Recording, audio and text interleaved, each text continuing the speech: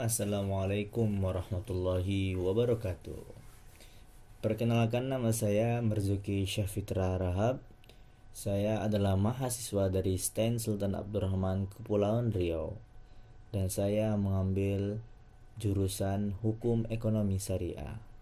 Dan saya pada pertemuan hari ini saya akan menjelaskan tentang pengertian asbabun nuzul dalam pelajaran ulumul Quran. Baik, kita langsung ke materi intinya, yaitu Al-Quran diturunkan oleh Allah untuk memberikan petunjuk kepada manusia dengan tujuan yang terang dan jalan yang lurus, dengan menegakkan asas kehidupan yang didasarkan pada keimanan kepada Allah dan risalahnya. Al-Quran juga memuat informasi-informasi peristiwa masa lalu, kejadian-kejadian sekarang, serta berita-berita yang akan datang. Para ahli tafsir sepakat bahwa sebagian besar kandungan Al-Quran diturunkan oleh Allah Subhanahu wa Ta'ala untuk tujuan umum ini. Kehidupan Nabi SAW dan para sahabatnya telah menjadi saksi sejarah atas semua fenomena terkait dengan diturunkannya wahyu ilahi dalam kurung ialah Al-Quran. Bahkan kajian mendalam terhadap sebab turunnya Al-Quran pada generasi awal Islam akan terbukti bahwa terdapat peristiwa khusus yang memerlukan penjelasannya hukum Allah Subhanahu wa Ta'ala atau masih kabur bagi mereka. Kedudukan Muhammad SAW sebagai Nabi mempunyai peran penting dalam menjelaskan semua peristiwa terkait diturunkannya Al-Quran. Hal ini yang mendorong para sahabat senantiasa bertanya setiap menjumpai berbagai peristiwa dalam kehidupan mereka. Oleh karena itu, peristiwa turunnya Al-Quran selalu terkait dengan kehidupan para sahabat, baik peristiwa yang bersifat khusus atau untuk pertanyaan yang muncul.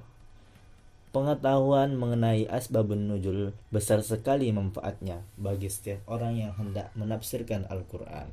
Pengetahuan tersebut dapat membuat seseorang mengetahui kandungan makna Al-Quran secara tepat dan sekaligus dapat menghindarkan seseorang dari pemahaman yang salah.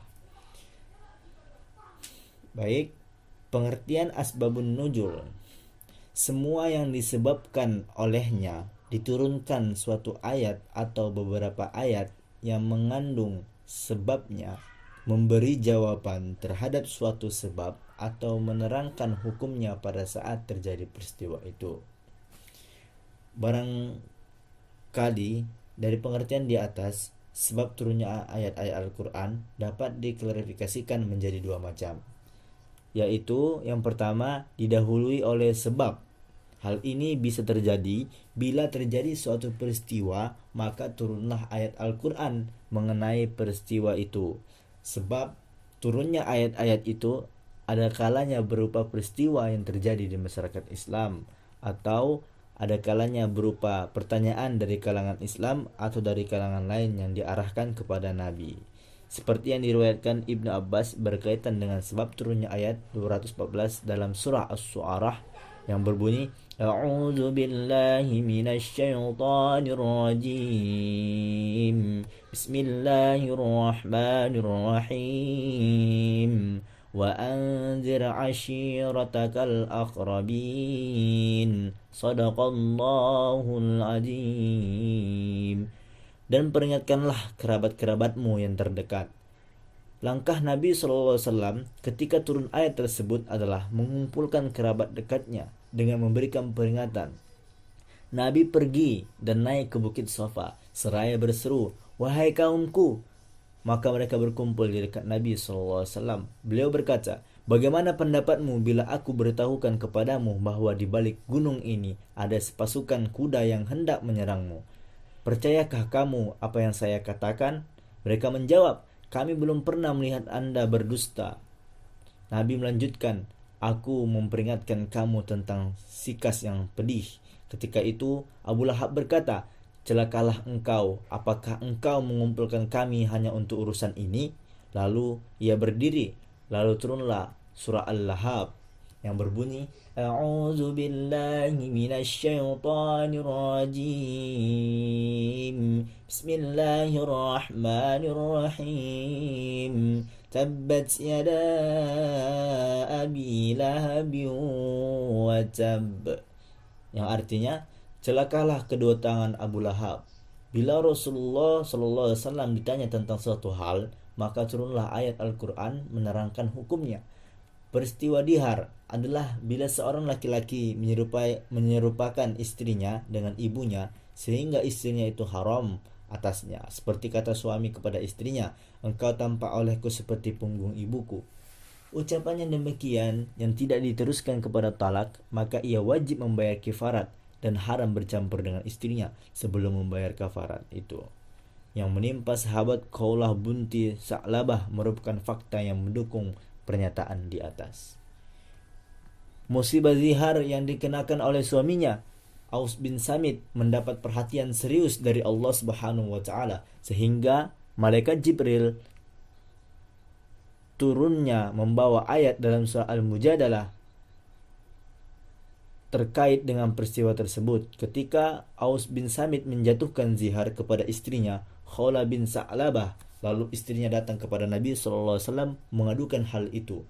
Aisyah radhiyallahu anha berkata, Maha suci Allah yang pendengarannya meliputi segalanya. Aku mendengar ucapan Khawlah binti Sa'labah itu, sekalipun tidak seluruhnya. Ia mengadukan suaminya kepada Rasulullah SAW. Katanya, Rasulullah, suamiku telah menghabiskan masa mudaku dan sudah berapa kali aku mengandung karenanya. Sekarang setelah aku menjadi tua dan tidak beranak lagi, ia menjatuhkan jihar kepadaku. Ya Allah, sesungguhnya aku mengadu kepadamu. Aisyah berkata, tiba-tiba Jibril turun membawanya ayat tersebut. Namun demikian ternyata ada di antara ayat Al-Quran yang diturunkan sebagai pemula tanpa sebab.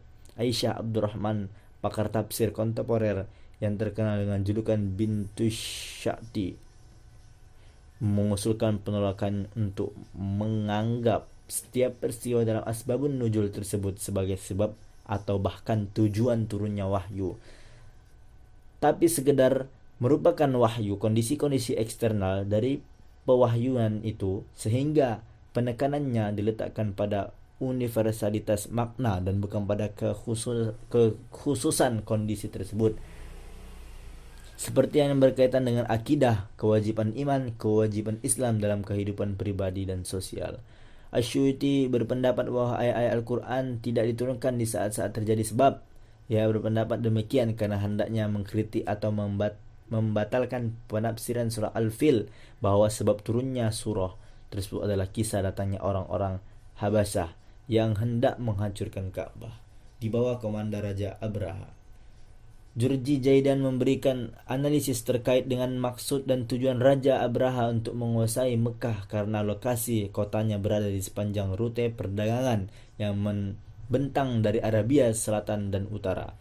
Ia menjadi jalur lalu lintas perdagangan terpenting mulai dari Mediterranean, Teluk Persia, Laut Merah sampai Afrika. Pada dasarnya kisah tersebut tidak sedikit pun berhubungan dengan sebab turunnya surah Al-Fil. Akan tetapi peristiwa dalam kandungan surah tersebut lebih mengarah pada informasi peristiwa masa lalu. Seperti halnya kisah kaum Nabi Nuh alaihissalam, kaum Ad, kaum Samud dan lain-lain. Ayat-ayat itu mempunyai motif yang bersifat umum, yakni untuk menghibur Nabi SAW dan untuk menguatkan hatinya dalam menghadapi berbagai tantangan yang keras, terutama dari kaumnya sendiri. Jadi kawan-kawan semuanya, asbabun nuzul ialah sebab turunnya Al-Quran, ialah sebab dan turunnya Al-Quran.